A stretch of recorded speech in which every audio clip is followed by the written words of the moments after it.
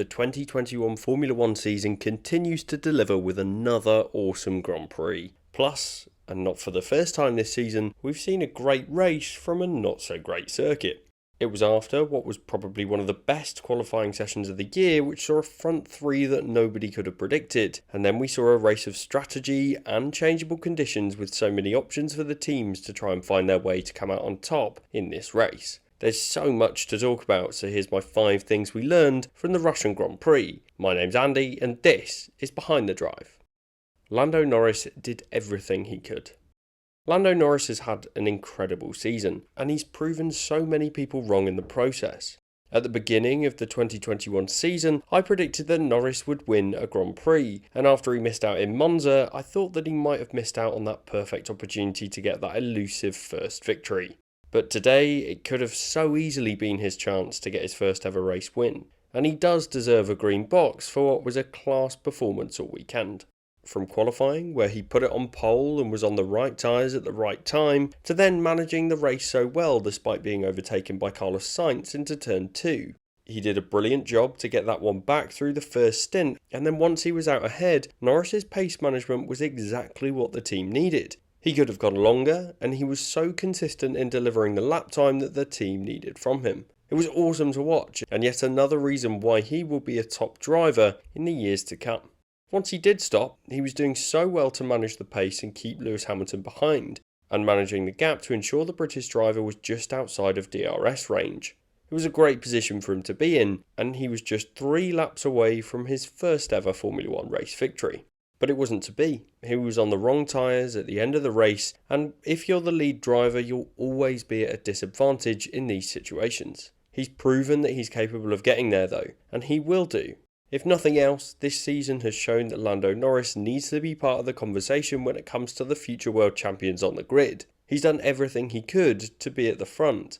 For McLaren, they can definitely take some learnings from this race. Mercedes proved that the team had more information than the drivers, and the best call was just to bring him in. But at the same time, to make the call to potentially give up the lead of the race is so difficult to do.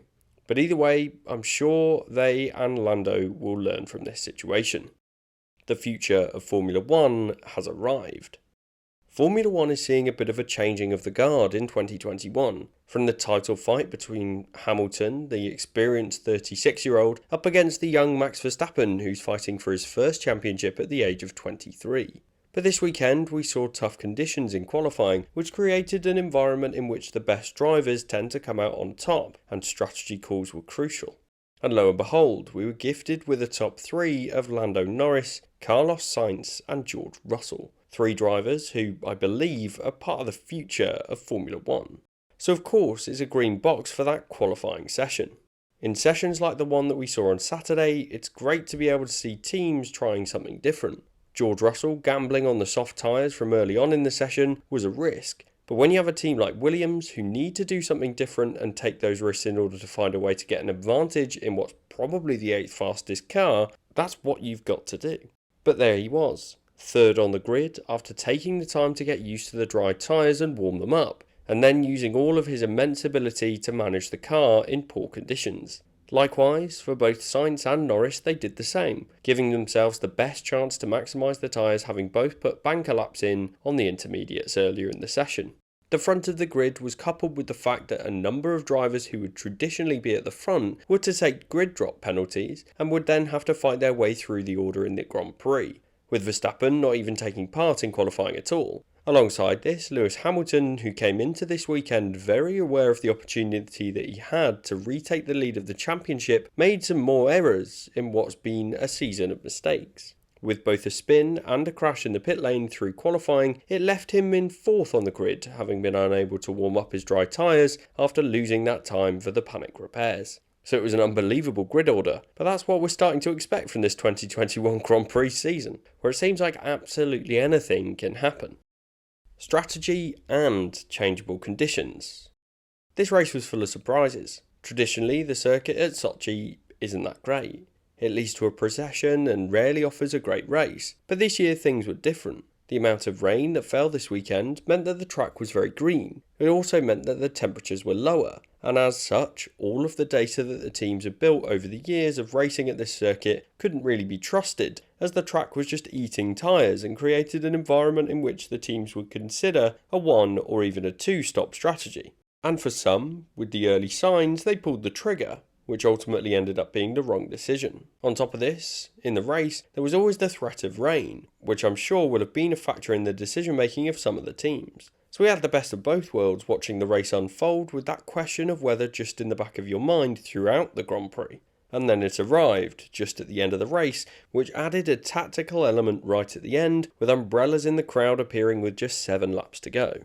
So of course, it's got to be a green box for the strategy options and the changeable conditions that we saw in today's Grand Prix.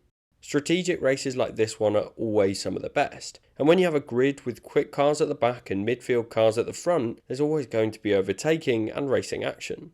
But once you add in the fact that the rain would arrive just with a few laps to go, we were always going to have an amazing end to the race. It reminded me of the closing stages of the Brazilian Grand Prix in 2008, where Hamilton was on the right tyres at the right time to win his first title. Today, it was Hamilton again who trusted his team to ensure he was on the right tyres, but so many other drivers did the same, but more on those guys later. I think we can all agree that this race was absolutely fantastic, and then it got even better with the rainfall at the end. More of that is just what we want. Max Verstappen did everything he needed to. I have to take my hat off to Max Verstappen today. Starting right at the back with a new engine on board, it looked like he may struggle to make his way through the field on a track where it's traditionally very difficult to overtake. But Verstappen proved that not to be the case today, as he carved his way through the field at a rapid pace. He did a great job to make his way up the order early on, and it took him just 6 laps before he got past Bottas, who'd been dropped down the order to slow the Dutchman down. Later on, it seemed like he would end up trapped behind some of the drivers who went longer on their first stint. But once the rain fell, it was the perfect opportunity for Red Bull and Verstappen to take a risk and switch to the Inters early, which ended up meaning he could take second in the race. A class drive from last on the grid to second at the finish line to reduce the damage done by his grid drop this afternoon. So it's got to be a green box for Max, as he made the right call at the right time, which could well mean that he's in the best position for the rest of this season, especially with Lewis Hamilton expected to take an engine penalty before too long. For me, that was one of the drives of the year. A dreadful performance from Bottas despite his 5th placed finish. Mercedes made a bold tactical call before the race to give Bottas a second engine penalty in as many races. It was all done in order to provide him with another engine to use in the next few races, but also to be in a position to slow Verstappen down on his run through the order. But every now and again we see Bottas struggle to make his way through traffic, making his Mercedes car look a bit more like an Aston Martin when he gets trapped down the order. We saw it earlier this year in Azerbaijan, and it happened once again this afternoon, so it's got to be a red box for Bottas for what was really quite a disappointing display despite the finish. Bottas is very comfortable around this Sochi circuit, and he's won here before, and was even the fastest driver on track during the dry Friday running. He got unlucky in qualifying to get caught behind Hamilton, and he had to wait for the British driver's car to be repaired. This meant he didn't have the tyre temperatures he needed to put in a quick lap at the end of the session, and he ended up down in 7th position. To take the penalty was a bit of a risk. It gave him the chance to have all the power unit elements he wants for the rest of this season, and it means that in the Constructors' Championship he'll be well placed to take the fight to Red Bull, particularly whenever Hamilton chooses to take his engine penalty. But until the rain, he was languishing down in 14th position, with Toto on the radio telling him to get a move on to find a way to salvage some points. Ultimately, he was lucky with the rain, which allowed him to find a way to get back to P5 and score some solid points for Mercedes. But if it wasn't for that rain, he would have ended up well outside of the points and down the order. Lewis Hamilton 100 Grand Prix victories. Sorry everyone, I'm doing 6 things we learned for the Russian Grand Prix today, as I have to give Hamilton a green box for what has been a great race.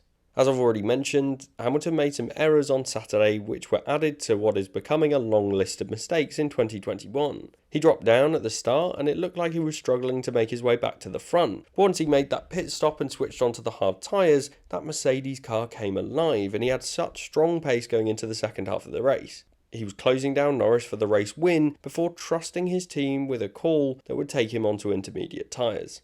And it's this which ensured he was on for what became his 100th Grand Prix victory. So it was a brilliant drive, and he's even regained the lead in the championship, albeit by 2 points, probably less than he was expecting coming into this weekend. Honourable mentions. Somehow, Carlos Sainz hasn't really got a box this week, but he did do a brilliant job, getting second on the grid, taking the lead early on, and then ultimately bringing it home in third. It was a great Grand Prix for the Spanish driver, as he continues to do a great job for Ferrari. Daniel Ricciardo took fourth in what was another brilliant performance for McLaren. Ever since the summer break, he's done such a great job for the team, and he's proving his worth for that outfit.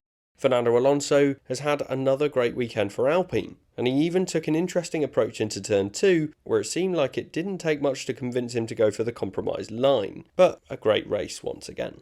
So it was a thrilling Grand Prix that may well have been the best of the year so far. What did you make of it all in Russia? Let me know in the comments, make sure to leave a like, and thanks for watching.